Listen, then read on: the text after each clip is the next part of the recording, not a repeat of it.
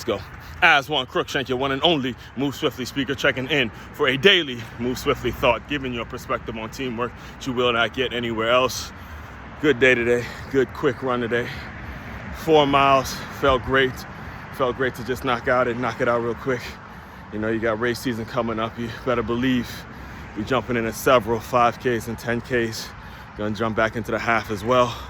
You know, we'll get this going. The marathon will be happening. Most likely I'll do it virtually because, you know, it's difficult to get in a race now that it's been so late, all right? So as far as today's Move Swiftly thought, recording this Monday, November 12th, 2024. Per usual on Mondays, started this tradition maybe a few weeks ago.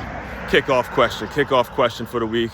You know, I'll be doing a live stream in about an hour or so where I'll dive deeper into the kickoff question and really flesh out all my thoughts on it, things of that nature. But it's based on kind of a current event and what's relevant over here, relevant in the world, and relevant in what the Move Swiftly world is all about, which is aligning the lessons that you learn on the sports field, more in particular the football field, aligning the teamwork lessons with business. That's what it's all about here, if you're a first-time listener to my work, right? So as far as the kickoff question, the Make Your Move Monday kickoff question of the week, we're gonna dive deeper into this transfer portal, all right? Saw a lot of misfortune throughout this football season in regards to the transfer portal. Myself as a Michigan fan, took another L to Indiana, University of the Hoosiers. You know, I was listening, and, you know, I know the coach for Indiana came from JMU, and, you know, he brought in several transfers and he had to turn it around really quick. So the question is, has the transfer portal been a positive or a negative for college football? All right. Now, usually how this works is I give my take on it. However, I'm curious to hear what you have to say in regards to the question. My take on it is, at the current moment, as we sit here, 2024, it has been a negative. It has been a negative to college football, and not through the fault of anybody who has benefited from the transfer portal, not through the fault of Coach Prime, not through the fault of Lane Kiffin, not through the fault of Coach Signetti or whoever has been, whatever coach you've seen is doing really well with the transfer portal and doing their thing. And you can see the turnaround in their team, and they're playing really well because of how much they've benefited from the transfer portal. That's not why I'm saying it's a negative to college football.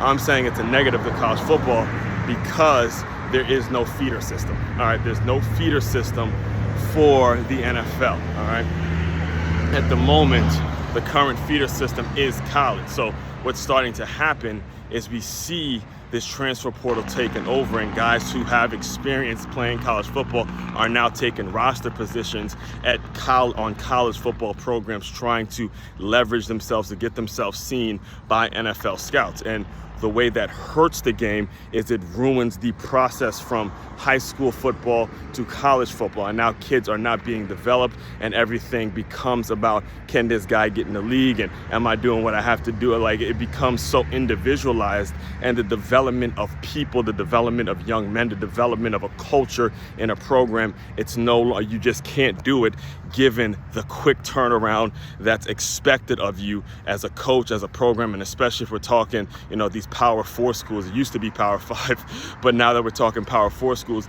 they need to win, and they need to win right now. And you need to have the budget to be paying players, all sorts of money with NIL. And you need to be doing things. You need to be taking huge risks, so to speak, on players that have not proven themselves yet. So, well, let me not say they haven't proven themselves. They've proven themselves in the college landscape. So when we're talking money now, and it becomes a professional sport at this particular point, now the development of the game, the development all the way through youth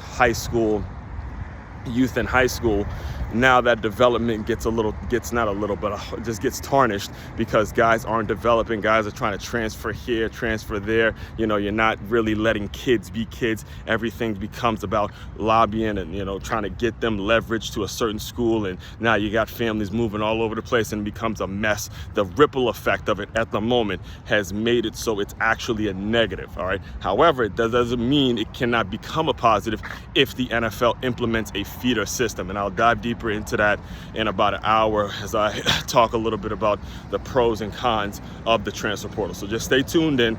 But long story, I know I could get, when we're talking college football, I have a lot to say on it. So I can get a little long-winded. I've learned to kind of cut myself off at a certain time.